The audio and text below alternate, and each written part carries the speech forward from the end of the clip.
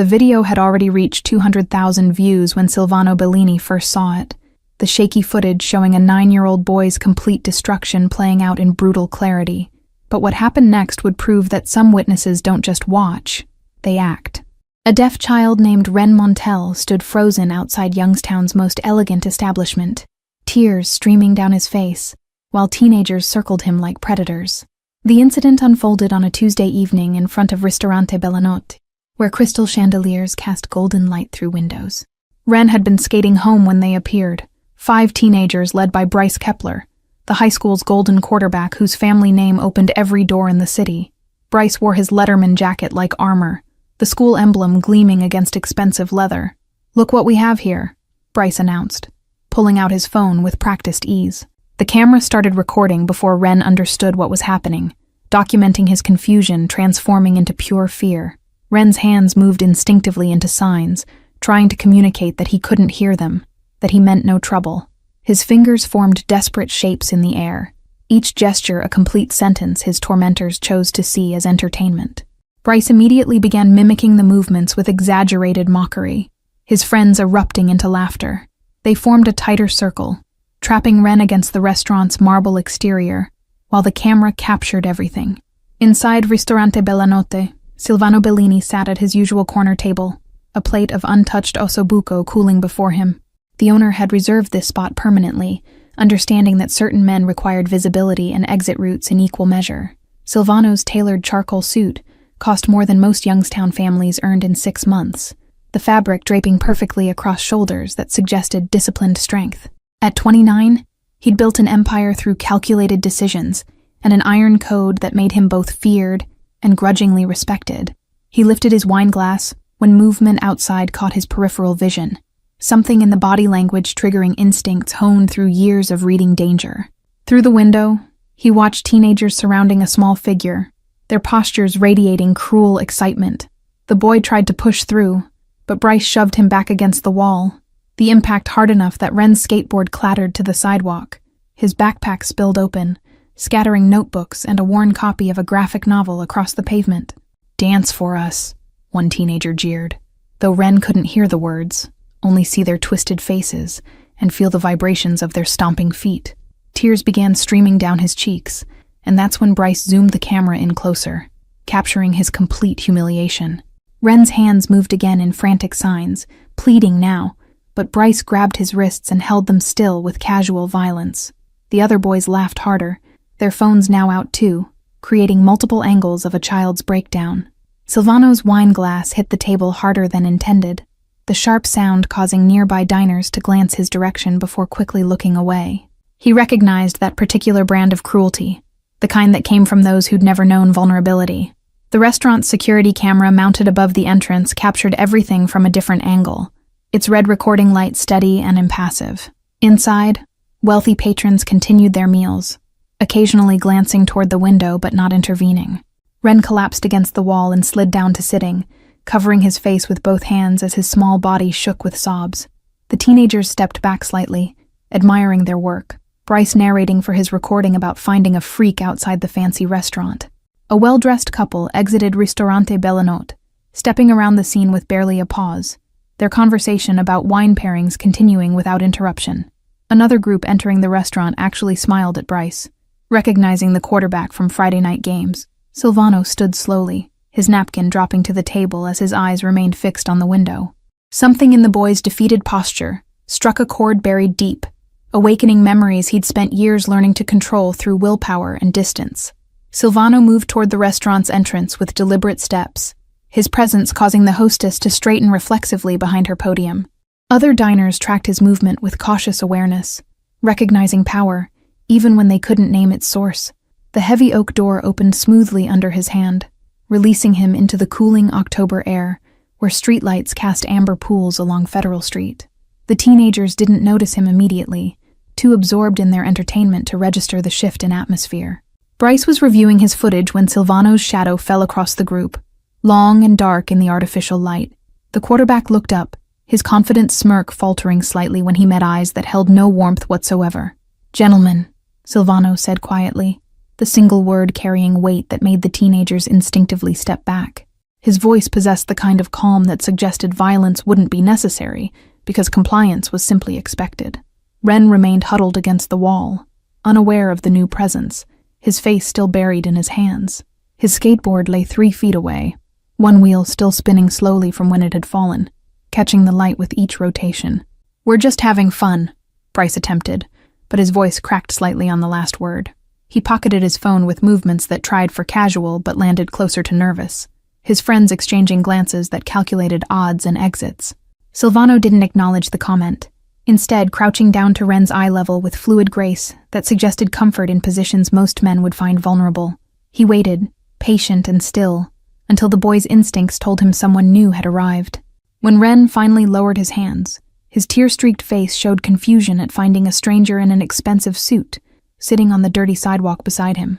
Silvano's expression held no pity, only recognition of one human being witnessing another's pain without flinching from it. The mafioso's hands moved into signs with surprising fluency, his fingers forming shapes that asked a simple question. "Are you hurt?" Ren's eyes widened, shock replacing fear as he realized this elegant stranger spoke his language. Behind them, Bryce shifted his weight, clearly uncertain whether to leave or stay, his bravado evaporating under Silvano's continued silence. The other teenagers had already begun backing away, survival instincts overriding loyalty to their leader. Ren signed back slowly, explaining that he wasn't physically injured, just humiliated, his small hands shaking slightly as they formed each word. Silvano nodded once, then stood with the smooth control of someone whose body was a perfectly maintained instrument. "What's your name?" Silvano asked Bryce, his tone conversational, despite the tension crackling through the air like static electricity before a storm. The quarterback hesitated, realizing too late that some questions were traps, regardless of how they were answered. "Bryce Kepler," he admitted, and Silvano smiled, the expression that contained no humor whatsoever.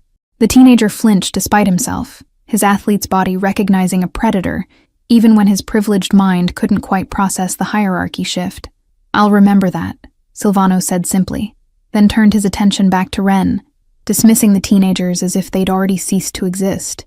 He retrieved the skateboard and backpack, collecting scattered belongings with meticulous care that suggested these items mattered because they belonged to someone who mattered. Bryce and his friends fled without another word, their footsteps echoing down Federal Street in a stumbling run that abandoned all pretense of teenage invincibility. One of them dropped his phone in the rush, but nobody stopped to retrieve it. Silvano helped Ren stand, his grip firm but gentle on the boy's shoulder, grounding him after the chaos. The child's breathing gradually slowed, his body responding to the calm certainty radiating from this unexpected protector. Through the restaurant window, diners had begun to notice the scene, conversations dying as they registered Silvano Bellini personally involving himself in street-level drama. The owner appeared at the entrance, his face pale with concern, but Silvano waved him back inside with a subtle gesture that required no explanation. Across town, in a cramped apartment above a closed hardware store, Alina Montel's phone vibrated against the chipped Formica counter. She'd just gotten home from her evening shift at the diner, her feet aching in worn sneakers that needed replacing 2 months ago. Her 4-year-old daughter sat cross-legged before the television, absorbed in a cartoon whose dialogue Alina had memorized through sheer repetition. The child's innocent laughter filled spaces between the radiator's clank and the upstairs neighbor's perpetual television murmur. Alina grabbed her phone, expecting a shift change notification from her second job, but the screen showed her social media instead. Someone had tagged her in a video that already had thousands of views and climbing, the thumbnail showing a figure that looked sickeningly familiar. Her breath caught as she pressed play, the shaky footage immediately confirming her worst fear. Ren, her beautiful, sensitive boy, being tormented by teenagers she recognized from the high school near their apartment. The sound was on, capturing their laughter and cruel commentary, though her son couldn't hear any of it. Alina's hand flew to her mouth as she watched Ren's desperate signing, his small hands forming words these monsters would never understand. She'd worked 3 jobs for 4 years to give her children stability after their father disappeared, but she couldn't protect Ren from a world that saw difference as weakness. The video ended with Ren collapsed against a wall, and Alina had to replay it twice before she noticed the restaurant behind him. Ristorante Bella Notte, a place so far above her economic reality that she'd never even walked past it, much less imagined her son being destroyed outside its elegant facade. Her phone buzzed again, A text from an unknown number containing a single sentence that made her blood run cold. "Your freak son made quite a show tonight. Better keep him inside where he belongs." Another message followed seconds later from a different number, this one more explicit in its threats about what happened to kids who embarrass normal people. Alina's hands shook as she blocked both numbers, knowing more would come, that the video's virality had painted a target on her family.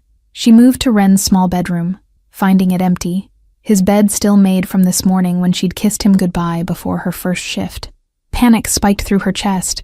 The video looked recent, perhaps only an hour old, but where was he now? Her daughter appeared in the doorway, clutching a stuffed rabbit with one ear missing, her small face scrunched with concern that children learn too early in households where stress is the constant baseline. "Mama, why are you scared?" Alina forced a smile that probably convinced neither of them, then called Ren's phone knowing he couldn't hear it ring but hoping he'd feel the vibration. It went straight to voicemail, his careful recorded message explaining in careful words that he was deaf and to please text instead. The apartment felt suddenly too small, walls closing in with the weight of every decision that had led here. Staying in Youngstown despite its decay, working multiple jobs that left her children functionally alone too often, believing somehow she could shield them from cruelty through pure determination alone. Another notification lit her screen. Someone had shared the video to a local parent group with commentary about problem children and failing schools. The comments section was already filling with opinions from people who'd never met Ren, but felt qualified to judge his existence based on 30 seconds of his worst moment. Alina grabbed her jacket, moving toward the door with purpose born from desperation, already mentally calculating which route Ren might have taken home. Her daughter protested being left with the neighbor, but there was no choice. One child needed finding, which meant the other required temporary abandonment. The street outside was darker than usual, 2 streetlights broken for weeks while the city claimed budget constraints prevented repairs. Alina moved quickly past storefronts covered in security gates, past the check-cashing place that charged criminal interest, past the corner where teenagers sold substances that killed slowly while politicians pretended not to notice. Federal Street lay 6 blocks east, a journey that crossed invisible borders between Youngstown's forgotten neighborhoods and its preserved historic district. Alina rarely ventured that direction, where her worn clothes and exhausted face marked her as someone who didn't belong among the restored architecture and imported boutiques.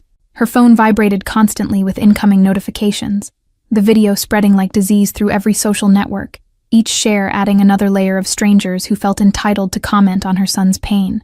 She ignored them all, focused solely on the physical task of finding Ren before something worse than humiliation found him first. Silvano had taken Ren home personally, driving his black Mercedes through streets that grew progressively more worn as they left the historic district behind. The boy sat in the passenger seat clutching his skateboard, occasionally glancing at this stranger who'd appeared like an avenging angel in expensive Italian leather. They'd communicated through quick signs at stoplights, Silvano learning that Ren lived with his mother and little sister in an apartment above Morrison's Hardware. The building came into view, a 3-story structure with peeling paint and a sagging porch that spoke of landlords who collected rent but avoided maintenance. Silvano had watched Ren disappear through the entrance before pulling away, but his involvement didn't end with safe delivery. He made a single phone call to a man named Greco, who specialized in acquiring information that wasn't meant to be found. By midnight, a file folder sat on Silvano's desk in his private office above a legitimate import business that fronted less legitimate operations. The dossier contained everything about the Montel family: tax returns, employment records, medical bills that told stories of struggle most people couldn't imagine surviving. Alina Montel, 26 years old, worked as a waitress at Rosie's Diner from 6 to 2, then cleaned offices downtown until 7, finishing her day with weekend shifts at a grocery store. Her income barely cleared poverty level despite working 70 hours weekly. Every dollar stretched impossibly thin across rent, food, and Ren's specialized education needs. The father had vanished 4 years ago, leaving no forwarding address and no child support, his last known location being a construction site in Pennsylvania. Court documents showed Alina had tried pursuing legal action, but abandoned it when lawyer fees exceeded her monthly income.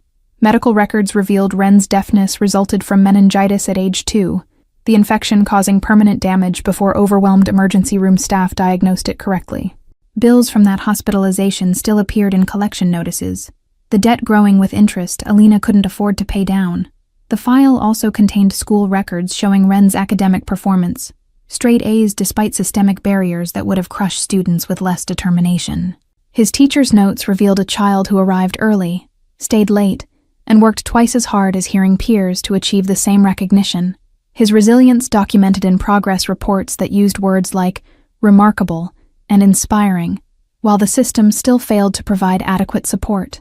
Silvano discovered that Alina had filed 17 formal complaints with the school district over 3 years, each one meticulously documenting failures in Ren's accommodations, broken FM systems, untrained interpreters, teachers who refused to face him while speaking.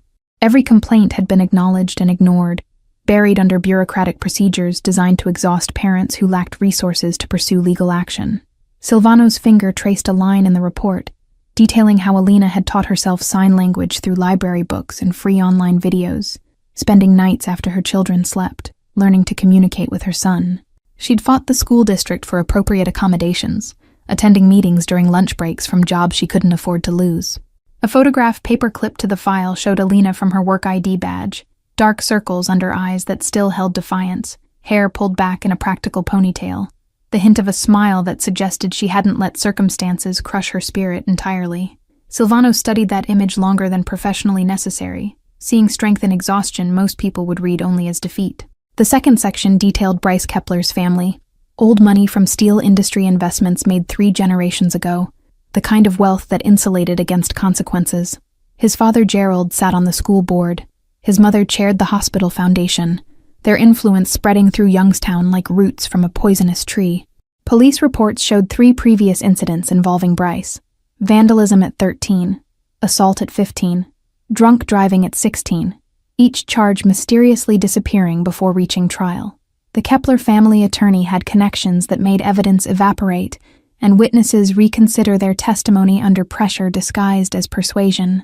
Silvano leaned back in his chair, fingers steepled beneath his chin as he considered angles and leverage points. His organization had operated for years on the principle that real power came not from violence, but from knowing exactly which pressure points would make an opponent crumble without throwing a single punch. The phone on his desk rang precisely at 1 a.m., Greco calling with verbal details too sensitive to include in written reports. Silvano listened as his investigator described the threatening messages flooding Alina's phone, the social media comments calling for Ren to be expelled or institutionalized, the parents organizing to demand the disruptive deaf kid be removed from their children's school. When the call ended, Silvano sat in darkness, broken only by his desk lamp's amber glow, thinking about a 9-year-old boy who'd done nothing except exist while different.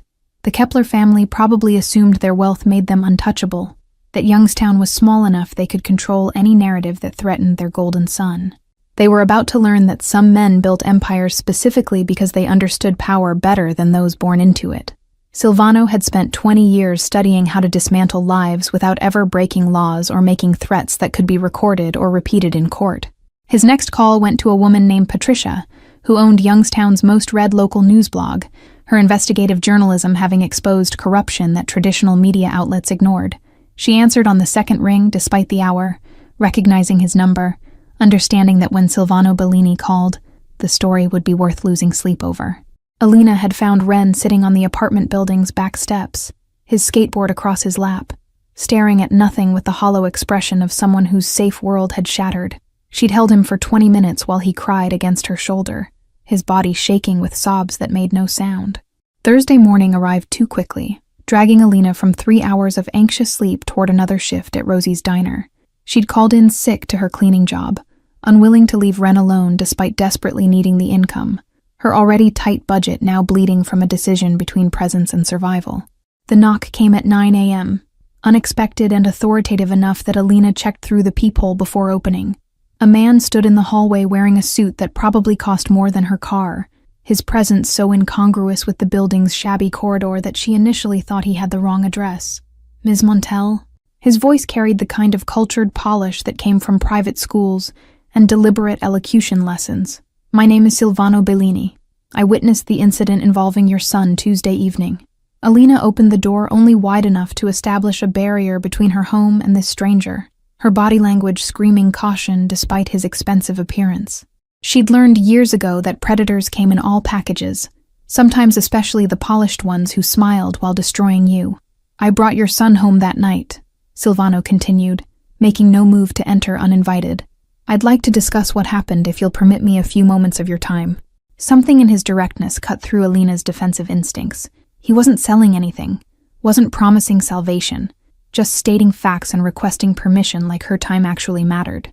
She stepped back, gesturing him inside while mentally cataloging exits and weapons within reach, should this turn dangerous.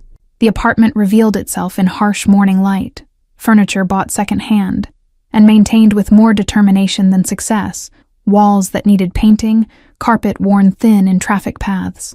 Alina watched Silvano's eyes take inventory without judgment appearing on his face, a small mercy that made her hate him slightly less. Ren emerged from his bedroom, freezing when he recognized the man from Tuesday night, surprise and confusion warring across his expressive features. Silvano's hands moved into signs immediately, asking permission to sit and talk, treating the 9-year-old like an equal participant in whatever conversation was about to unfold. "I know who you are," Alina said quietly, once they'd settled around her kitchen table, scarred by years of use. "Silvano Bellini doesn't drive through my neighborhood without people noticing. The question is what you want with my family." Silvano smiled, genuine amusement flickering across features usually reserved for intimidation and calculation.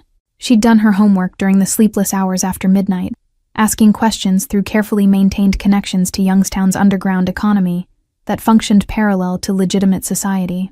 "I want nothing from you," he replied, sliding a manila folder across the table. "I'm here to offer information and resources, should you choose to use them." Alina opened the folder to find a complete dossier on Bryce Kepler, his previous offenses, his family's interference in investigations, documentation of wealth used as a weapon against accountability. The thoroughness shocked her, each page revealing research that must have cost thousands of dollars and favors she couldn't begin to calculate. Why? The word came out harder than intended, sharpened by years of learning that nothing came free, especially from men with power who appeared in your kitchen bearing gifts. "What possible reason could you have for helping us?"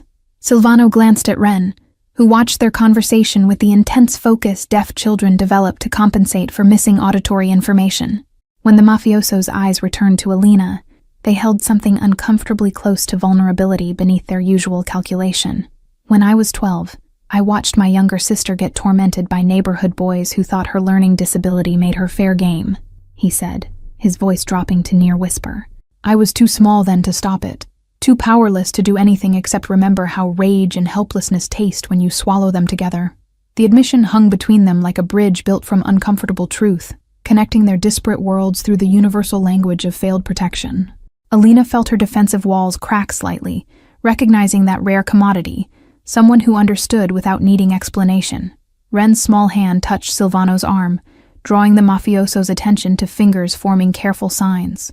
The boy asked why a stranger would care about his problems when so many others had witnessed his humiliation and simply walked past without intervention.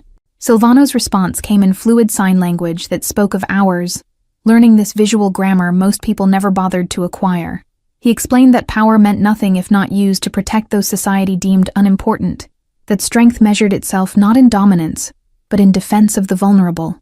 Alina watched this exchange with growing disbelief, seeing her son's posture gradually relax, as he recognized someone who didn't view his deafness as deficiency requiring pity. Ren signed questions about Silvano's sister, whether she was okay now, if the bullies ever faced consequences for their cruelty.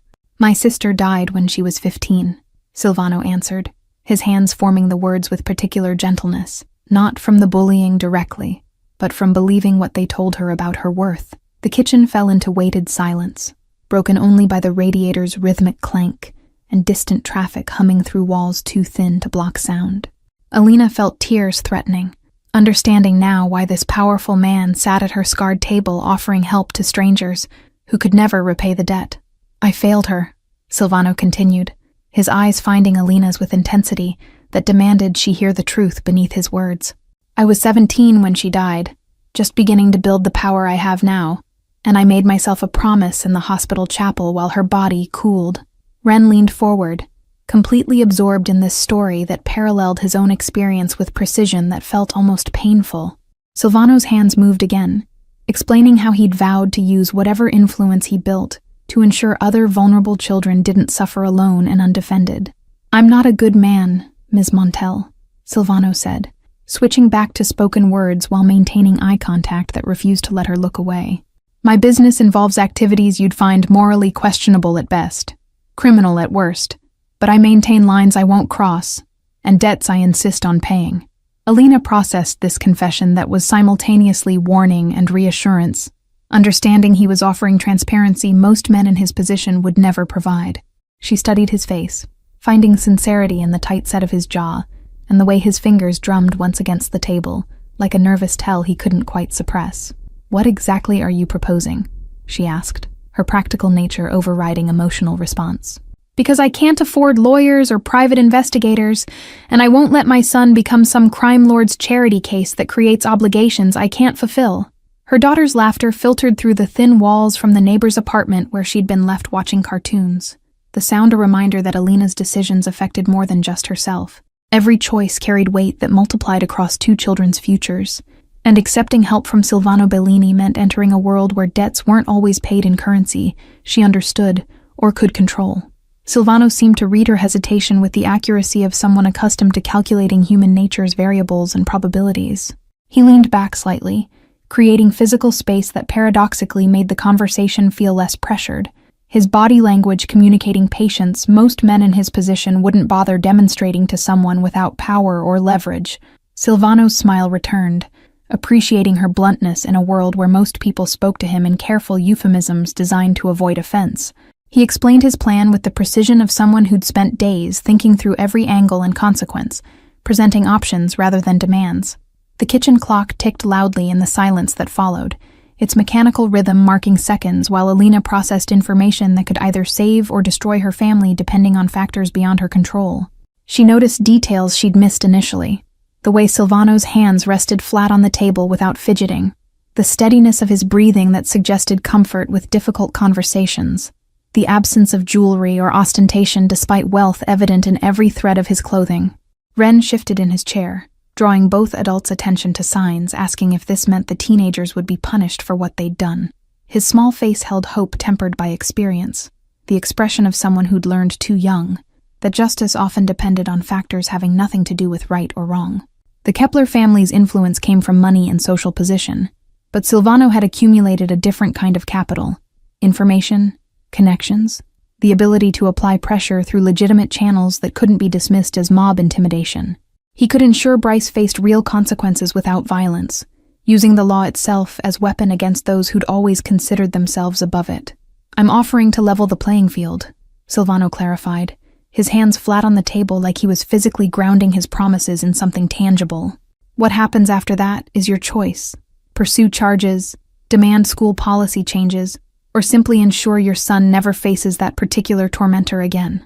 Ren's hand found his mother's, small fingers gripping tight, as he watched her face calculate risks against potential rewards. Alina had spent years making impossible decisions between bad options and worse ones, but this felt different. Someone offering help without immediate cost, making her distrusted even as she desperately wanted to believe. "Why should I trust you?" The question came out quietly but firm, her exhausted eyes meeting Silvano's with challenge that demanded honest response. "You could destroy them today and forget about us tomorrow, leaving my family to deal with whatever revenge they craft once you've moved on to other concerns." Silvano stood, moving to where Ren sat, and crouching to his level with that same fluid grace he'd demonstrated Tuesday night on a dirty sidewalk. His hands formed signs again, asking the boy a direct question about whether he felt safe, whether he could return to school without fear, whether the video replaying across social media allowed him to sleep at night. Ren's response came in hesitant gestures, admitting he was terrified, that kids at school had already started treating him differently, that he'd heard his mother crying through the walls at night. When his hands finally stilled, Silvano reached into his jacket and withdrew a business card, placing it on the table before Alina with almost ceremonial care. The meeting took place Friday afternoon in the principal's conference room at Youngstown Central High, a space designed to intimidate parents with its polished mahogany table and diplomas covering walls like territorial markers. Gerald Kepler arrived first, his attorney trailing behind carrying a briefcase that probably held threats disguised as legal documents. Principal Dawson sat at the head of the table, his face already showing the strain of a man caught between influential families and actual justice. The school board had called him 3 times that morning, each conversation subtly suggesting that certain donors' feelings mattered more than policy enforcement. Bryce slumped in a chair beside his father, still wearing his Letterman jacket like armor that was rapidly losing its protective power. He'd spent 2 days watching his video get dissected across social media, the comment section turning from supportive to condemning as context spread beyond his initial followers. When Silvano entered, the temperature in the room seemed to drop despite October sunshine streaming through windows. He wore navy this time. The suit fitted perfectly across shoulders that suggested he'd be equally comfortable in a boardroom or breaking someone's composure with nothing but presence. Alina followed 3 steps behind, her best dress slightly outdated but clean, her posture radiating the particular dignity of people who'd survived circumstances that should have destroyed them. Ren walked between them, small and silent but no longer cowering, his hand occasionally brushing Silvano's sleeve like an anchor in uncertain waters. "Mr. Kepler," Silvano said, his voice pleasant as poisoned honey, while he claimed the seat directly across from Gerald. "Thank you for accepting this meeting. I believe we have matters requiring immediate discussion." Gerald's attorney opened his briefcase with practiced efficiency, withdrawing documents meant to establish legal authority and implied consequences. But Silvano simply placed his own phone on the table, the screen showing a paused video from an angle none of them had seen before. Ristorante Bellanotte's security footage capturing everything in crystal clarity. "This footage has already been provided to local media," Silvano explained calmly, watching color drain from Gerald's face. "Along with documentation of 3 previous incidents involving your son that mysteriously disappeared from official records." Principal Dawson's eyes widened, understanding suddenly shifting about who held actual power in this room. The school board might have influence, but they couldn't control stories once legitimate journalists started investigating, especially when provided with evidence too substantial to ignore. Bryce finally looked up, meeting Ren's eyes for the first time since Tuesday night, and something in the deaf child's steady gaze made the quarterback flinch. There was no anger there, only exhausted sadness that asked why cruelty had seemed entertaining enough to record and share. "My client is prepared to make a statement," Gerald's attorney attempted, but Silvano raised one hand in a gesture that commanded silence without aggression. The lawyer stopped mid-sentence, recognizing authority that transcended legal credentials or family money. "I'm not interested in statements," Silvano said, his attention focused entirely on Bryce now. "I want to understand what you hope to accomplish by tormenting a 9-year-old child who'd done nothing except exist in your vicinity." The question hung in air thick with tension, demanding answer that couldn't hide behind excuses or justifications. Bryce opened his mouth twice before words actually emerged, his usual confidence completely absent when faced with someone who refused to be impressed by touchdown records or family connections. "I don't know," he finally admitted, voice barely above whisper. "It seemed funny at the time. Everyone was laughing and he couldn't hear us anyway, so I thought it didn't really matter." Alina's sharp intake of breath cut through the room like a blade, but Silvano's hand on her arm conveyed a message. Let the boy finish digging his own grave with honesty. Ren watched Bryce's face, reading emotions there that most people missed when they relied solely on words and tone. "You thought it didn't matter," Silvano repeated slowly, each word precisely enunciated. "Because he experiences the world differently than you, his humiliation somehow weighed less, required less consideration, deserved less basic human dignity." Principal Dawson made notes with a pen that shook slightly, understanding this meeting would define his career one direction or another. He'd spent years avoiding confrontation with powerful families, but the evidence Silvano presented made neutrality impossible without becoming complicit. Gerald leaned forward, attempting to regain control through bluster and veiled threats about donations and board positions. But Silvano's expression didn't change, merely patient and expectant, like a professor waiting for a slow student to realize they'd already failed the test. "Your son committed assault on camera," Silvano stated, his tone suggesting he was explaining something obvious to the deliberately obtuse. Not just morally, but legally. The physical contact, the restraint, the deliberate infliction of emotional distress. Ms. Montel has grounds for charges that your attorney's previous magic tricks won't make disappear. The lawyer started to argue about evidence standards and prosecution likelihood, but Silvano withdrew a second phone showing text messages. The threats sent to Alina's number from accounts traced back to students whose parents all happened to be Kepler family friends. Conspiracy to harass built itself into prosecutable pattern right there on the screen. However, Silvano continued, and the single word shifted everything again. Ms. Montel and I discussed alternatives to criminal charges, provided certain conditions are met with absolute faithfulness. He outlined terms with the precision of someone accustomed to negotiating high-stakes agreements, where deviation meant consequences worse than legal prosecution. Bryce would complete 200 hours of community service at the county's Deaf Education Center, learning sign language and assisting with children who faced the challenges he'd mocked. The quarterback would issue a public apology acknowledging his actions and their impact, taking full responsibility without deflection or excuse. His college recruitment materials would include disclosure of this incident, ensuring future coaches understood exactly what character they were evaluating. The school would implement mandatory anti-bullying education, including disability awareness training for all students and staff. A scholarship fund in Ren's name would be established, funded by the Kepler family, supporting deaf students pursuing higher education throughout Ohio. And finally, Silvano said, his eyes locking onto Bryce with intensity that made the teenager sink lower in his chair, "You will face my personal oversight for the remainder of your high school career. I will know your grades, your behavior, every action you take, and any deviation from the standards we established today will result in all evidence going directly to prosecutors."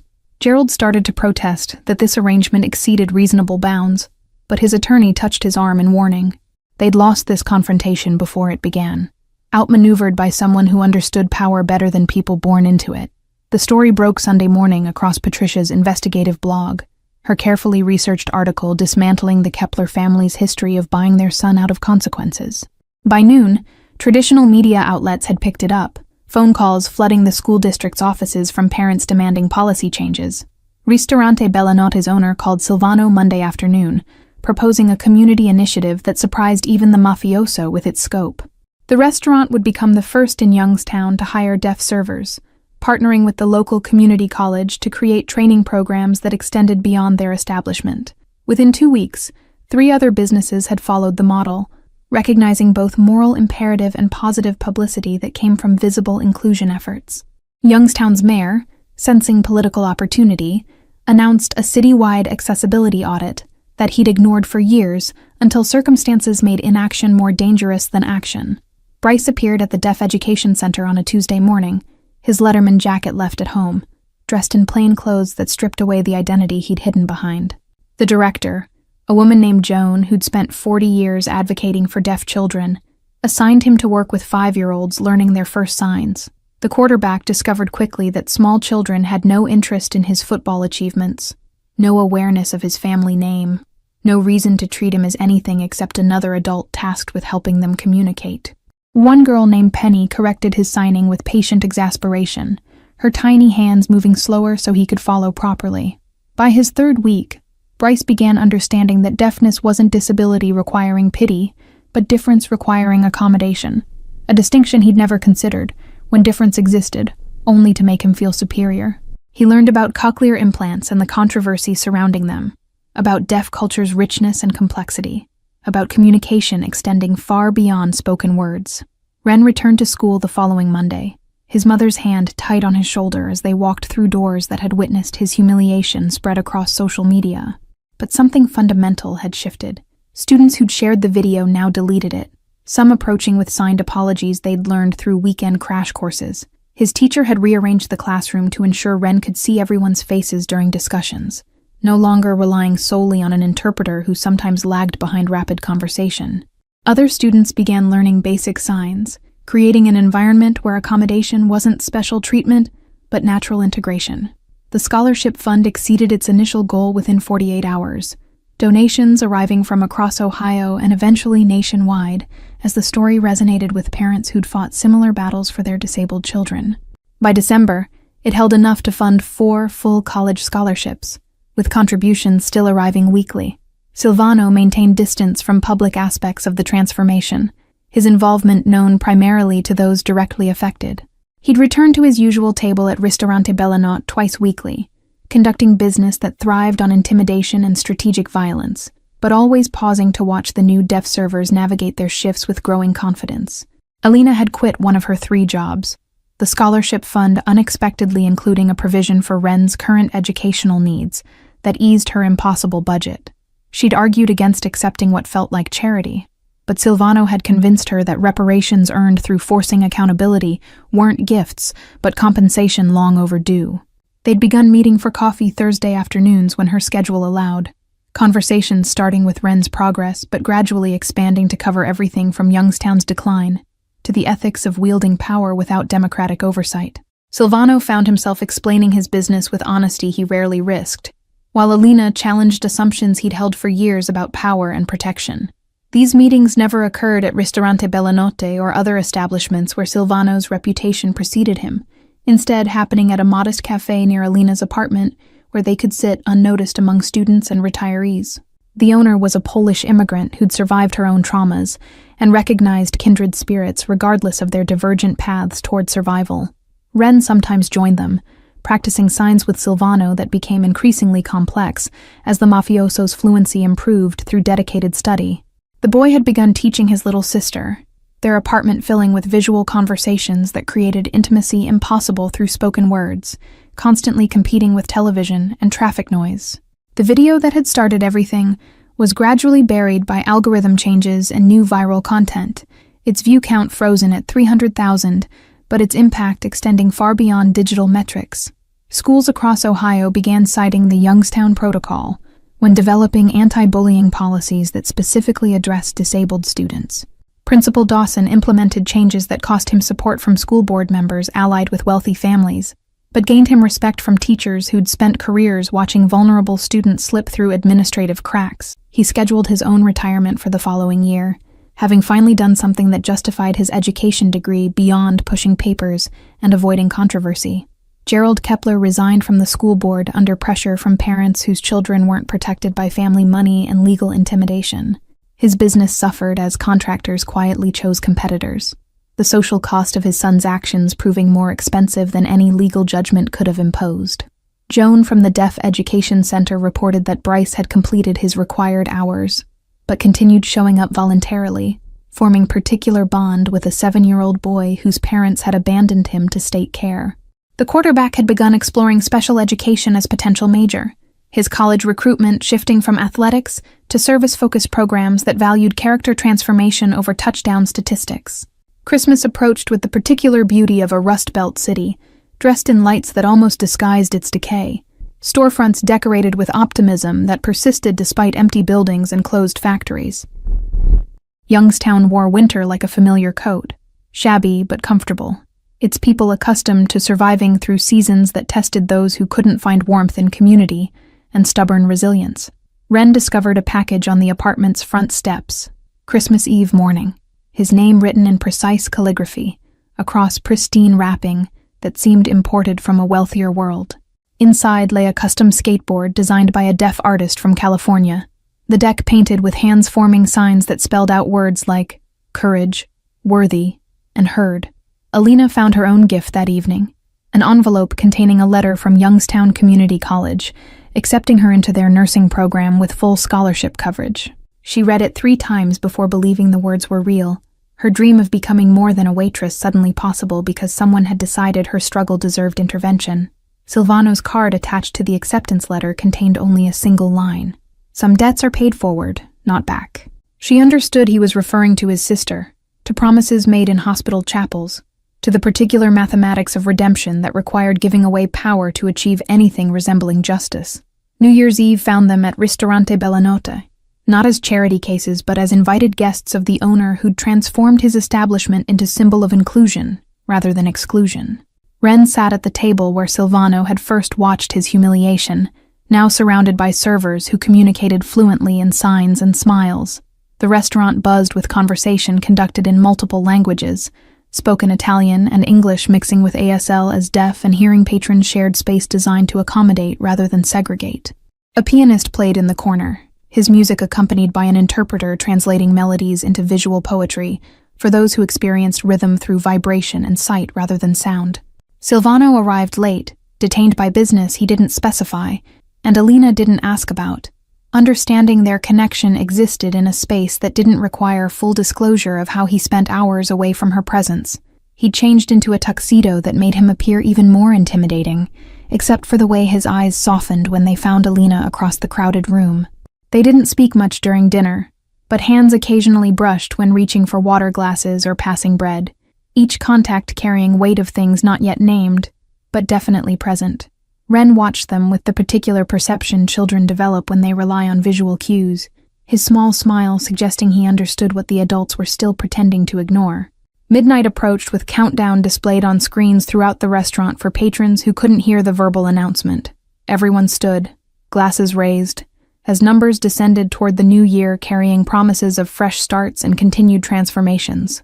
When the clock struck 12, Silvano's hand found Alina's naturally, their fingers intertwining with the ease of puzzle pieces that had always belonged together, but only recently discovered their matching edges. He didn't kiss her, too public, too presumptuous, but his thumb traced circles on her palm that communicated intention clearer than words could have managed. Ren tugged Silvano's sleeve, his hands forming signs that asked if the mafioso would teach him about his business someday, not the criminal aspects but the principles of power and protection that guided his decisions. Silvano's response came carefully, acknowledging the request while explaining that real strength meant choosing different paths than those their protectors had walked. Outside, snow began falling in fat flakes that caught light from street lamps and transformed Federal Street into something almost magical, despite the closed storefronts and struggling economy visible beneath holiday decoration.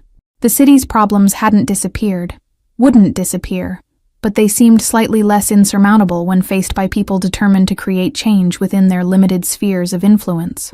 Bryce Kepler appeared unexpectedly at the restaurant's entrance, hesitating at the threshold before entering with posture that showed genuine uncertainty rather than entitled confidence.